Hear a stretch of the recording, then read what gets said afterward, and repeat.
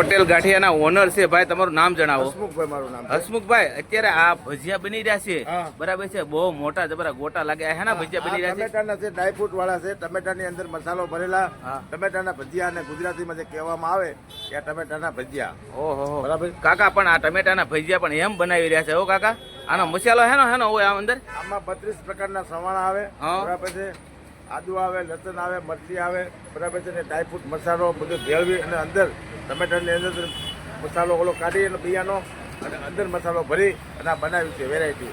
બેસન ઉપર લગાડી. મિત્રો તમે આ જોવો ને તો મોઢામાં પાણી આવી જાય. તમે જોવો એક તમને એમ લાગે ઓહો દડા જેવડા. અને આ ફેમસ આઈટમ છે અમારી, હા. ટમેટાની ફેમસ આઈટમ છે અમારી.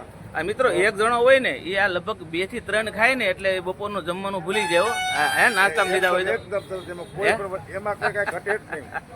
અને તેલ એકદમ આમ જો એકદમ વ્હાઈટ લાગે છે. તેલ કયું વાપરો? તેલ અમે સૂર્યમુખીનું અદાણીનું વાપરવી છે. બરાબર, બ્રાન્ડેડ એકદમ અતિ ઊંચું કઈ આવતું નથી માર્કેટમાં, જે છે સારામાં સારી ક્વોલિટી તેલ વાપરવી છે. તો આ સવારમાં માલો અત્યારે મસ્ત બની ગયા છે. આમ જો ઓહો લજેતદાર ભરેલા ટમેટાના ભજીયા. અને પછી બીજા ક્યાં ભરેલા મરચાના હાથ બનાવો? ભરેલા મરચા, ભરેલા ટમેટા, બરાબર, કુંભણિયા, પટ્ટીના, કુંભણિયા, મેથીના, સીપ, બરાબર, આવી જાતની અમે 23 જાતની વેરાયટી બનાવી છે.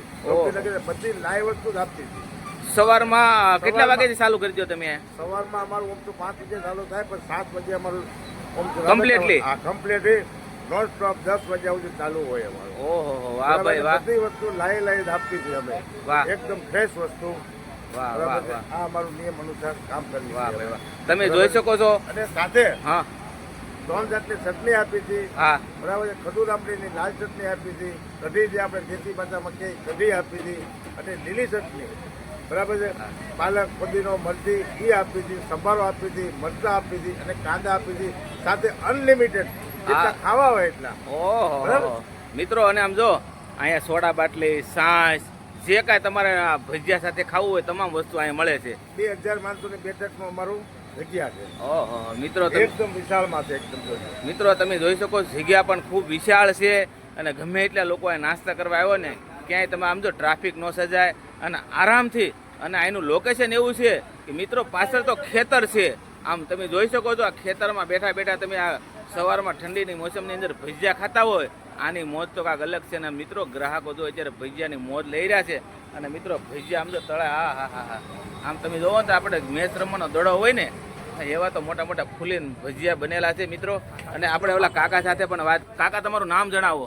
કિશોરભાઈ માકડિયા. કિશોરભાઈ માકડિયા, તમે પણ કુંભણિયાનો ખાણો એમ ગરમ કાઢી નાખ્યો છો. કુંભણિયા ભજીયા છે એમ લાજવાબ. શું નાખ્યું હોય આમાં ભજીયામાં? શું મસાલો આવે આમાં? ધાણા, મેથી, લસણ. વાહ, આ છે ભરેલા મરચા, આ છે ટમેટાના ભજીયા, આ છે ડુંગળીના ભજીયા. અને ઓલી બાજુ આ ભાઈ શું છે? ચીપ છે બટાકાની. વાહ, અને આ બાજુ પૂરી એની છે.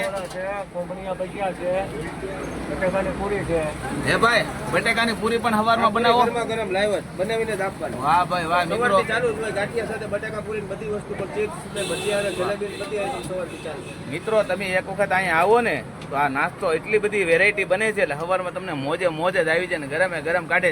ભાઈ એનું લોકેશન એડ્રેસ આપી દો ને. આપણે કેનાલ રોડ, સીમાડા નેર બીઆરટીએસ જંકશનની એક્ઝેક્ટ સામે, બરાબર, મેન ચોકડી ઉપર જ છે. અને ભાઈ જલેબી પણ બનાવો તો ઓહો, અહીંયા ગરમ જલેબી દેખાઈ રહી.